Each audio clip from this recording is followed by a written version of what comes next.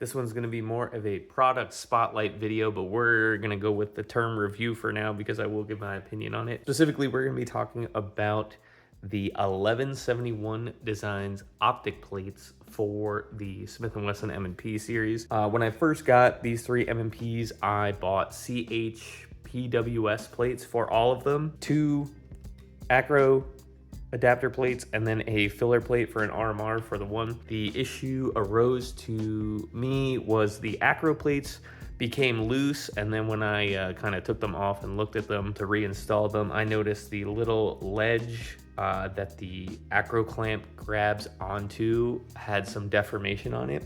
On top of that, the CHPWS acro plates kind of leave an unsightly gap between the acro bolt and the plate itself. They also sit a little bit high. You can still get a co-witness with the Dawson co-witness ice, but it's like very, very extreme. I think I have an old video kind of showing that you can barely make any type of co-witness. For those reasons, and then an additional one that I didn't really think about when I first bought my M&Ps, they have a loaded chamber indicator hole, you can see right there. And one thing that was annoying with the CHPWS plates, and well, really most plates that don't cover it up, is all of the excess, and not even excess, just all the gases from the round being fired just gets launched right into your optic glass, to the point where it's almost completely occluded after, like, I don't know, 3 magazines or something like that. Like it was absurd with no coverings. Considering I was unhappy with the CHPWS plates, I started researching around for different plates, and most people on the internet were pointing me to the I forget who makes it, but they're called like the dog tag plates, and they're kind of similar, except it like fully covers the loaded chamber indicator, and the plates are a little bit thicker, and I wanted to go with something thinner since I didn't really like the CHPWS plates, how high they were.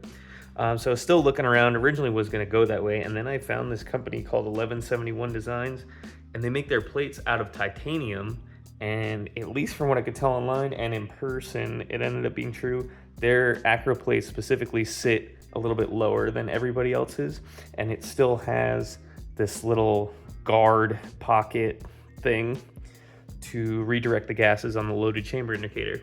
So I bought one and liked it so much, I obviously went around and bought 2 other ones. The fit and finish on these things are actually extremely nice, with one exception. Let me, we'll do these one at a time here. If you see on the RMR plate, it's like extremely clean and flush. Very good.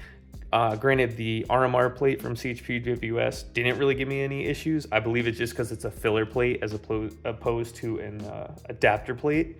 But this one is a lot nicer than that. Kind of give you the look here. But you can see like how clean in the front, where this little guard, I guess we'll call it, is. On the acro plates, it's a little more jagged. It might be kind of hard to tell there. To the point I thought them using titanium, I believe is what they use. I was like, oh, maybe the material is a little more brittle. So on these acro plates, this is like breaking. Like it looked a little odd to me. And then just for sake of comparison, here's a second one. That's what really started to confirm it for me. I was like, oh, the acro is just a little too beefy for this plate design. I mean, it still works and everything. It's just a little, I guess unsightly would be the term. But I went and looked on their website, and even their product pictures have that same little kind of piece missing up in the front of the acro. So I actually do believe it is part of the design. Now, I think it might just be part of taking their, because RMR is pretty much at this point the most common footprint people are going to use. So this is probably the most nicely designed, and then through CAD or whatever program, they probably just swap the footprint, and then it leaves to that little cut there. Honestly, not the end of the world. And then just so you can see the co-witness there, like it's still very much towards the bottom of the window, but it is better than the CHPWS in my opinion.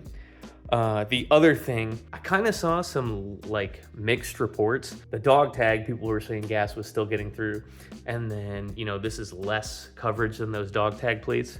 And then obviously the other plates don't have any. So what I did was, before I swapped the plates on this gun, I was testing out the wipes for the Wolfman.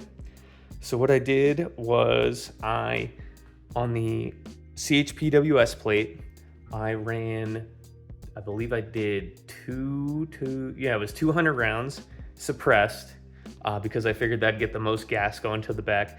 With the CHPWS plate, then took everything off, put the 1171 Designs plate on, did another 250 rounds, and honestly, I did most of my suppressor testing with the 1171 Designs plate on, so it probably is more like 300 to 350, and took pictures of the lenses before and after both range sessions, and I'll pull in the pictures now. But from what you can see, like, in my opinion, the non port blocking plates, let's say, kind of leave it at an unacceptable level, and this very much gets it down to an acceptable level. You can see the normal plate kind of makes it to where it's a straight line jet kind of through the center of the optic window, whereas this kind of like splashes it out and is significantly less. I imagine the dog tag plates is even more so, again, because it completely covers the port. But to me, this is a happy medium, and considering how well made these are, and like they're so tight in the factory optic pocket, they need a little tap with those little mini rubber mallets to get in there, and like everything was just fit so smoothly and tightly and nicely. Like, in my opinion, these are the best optic plates for the M&P. They make optic plates for other guns.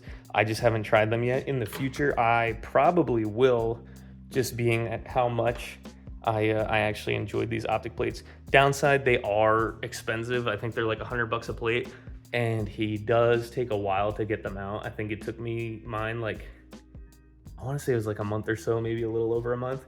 But in my opinion, they are worth it. They are just significantly better plates than a lot of the competition out there. So there you go. Hopefully you got something out of that.